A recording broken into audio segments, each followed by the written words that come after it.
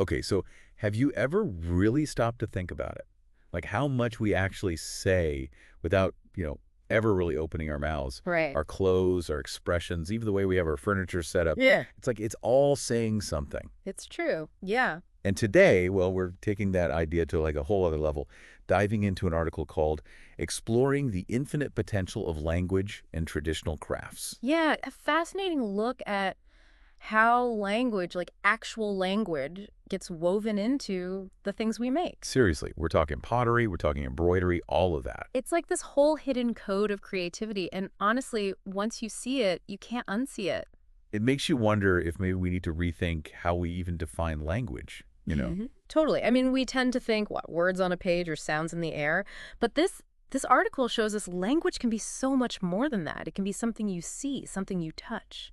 It reminds me of that feeling when you finally figure out how a magic trick works. Uh-huh. Yeah. Suddenly, all those secret strings and mirrors, they're not so secret anymore. Exactly. And it's even cooler. So let's pull back the curtain here. Our source starts with some pretty mind-blowing math. It's all about showing just how much creative possibility is baked into language itself. Yeah, yeah. And it's really not that complicated. Like they use English as an example, 26 letters, right? Right. But you start putting them together and boom, you've got like trillions and trillions of possible word combinations. It's kind of hard to get your head around. Yeah. It's more potential stories than like atoms in the universe. Atoms in the entire universe. It's like saying every grain of sand on every beach everywhere represents a different story. Just wow. Exactly. But here's where things get extra interesting. This article, it doesn't stop at just words on a page. It makes this connection between that what do they call it? Combinatorial magic Right, right. and the world of craft, like traditional craft. Yeah, and they use poncho weaving as an example. Poncho weaving. Right. Okay, so tell me more about that. So they break it down. You've got these weavers, Mhm. and they're making choices, right? About colors, about these motifs, these designs. They're thinking about materials, even just the way they're actually weaving those threads together. Oh, interesting. And each one of those choices, it's like a letter in what you could call their craft alphabet. So we're talking about all this potential, right, in language, Yeah. in something like poncho weaving. But I have to ask, why does it even matter? Like, who cares if there are billions of possible designs? What's the point? That's a great question. And it's where we go past just the how and into the why. These crafts, they're more than just making something pretty or useful. It's like they're part of the DNA of a culture. You know what I mean? You're saying there's like a deeper meaning? Oh, yeah.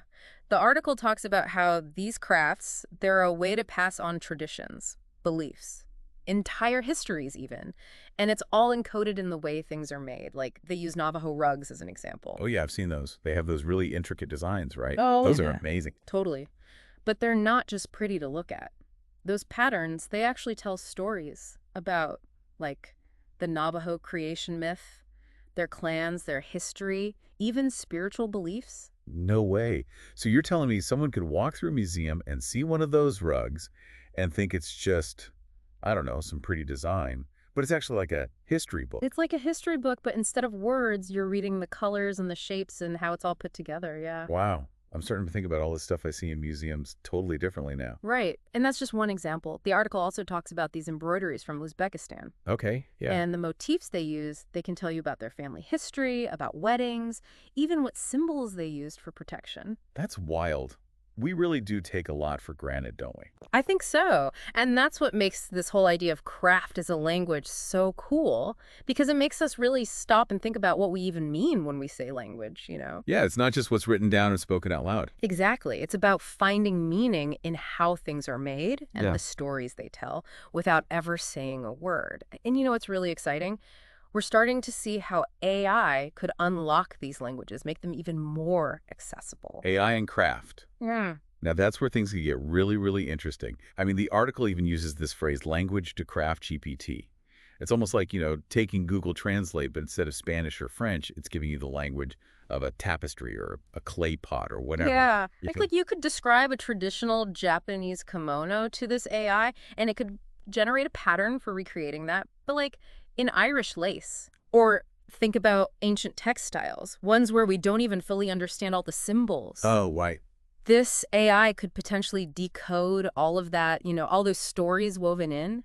It'd be like giving those objects a voice. They could tell us their stories directly. Exactly. Museums, history, even just how we understand different cultures, all of that would be transformed. I mean, think about it. What if we could translate the language of craft as easily as we can translate, like, I don't know, German or Mandarin? That's pretty mind-blowing. Yeah. But it gets even wilder, right? Oh, Because yeah. they start talking about AI, not just reading this language, but actually making new stuff in these traditional styles. Right. And Yeah. that's where some people might get a little, I don't know, uneasy. Like, does this mean robots are going to replace artists? But the article's very clear on this. It's a no. This isn't about replacing anyone. It's about giving them new tools, like really powerful new tools. So instead of putting artists out of a job, it's more like this AI could be their new creative partner. Exactly. Imagine being an artisan, right? You could feed your ideas into this AI, give it a sense of like the rules of your craft, the history, all of that, and then boom, you get to see your ideas come to life in ways you couldn't have imagined before. It could really push those traditions forward while still honoring, where they came from. Absolutely. I love that. So we started with this simple question, right? How much are we saying without words? Turns out, a lot. And this article, it just opens up these incredible possibilities. Like this whole world of meaning is hidden all around us in the things we make, the patterns we create, and AI could be the thing that unlocks it all. It really makes you realize, like, the most amazing discoveries, they're often right in front of us, just waiting to be seen. That's a great way to put it. And on that note, thank you so much for joining us for this deep dive. We'll catch you next time. And until then, keep your eyes peeled, keep asking questions, because who knows what other hidden languages are out there waiting to be discovered.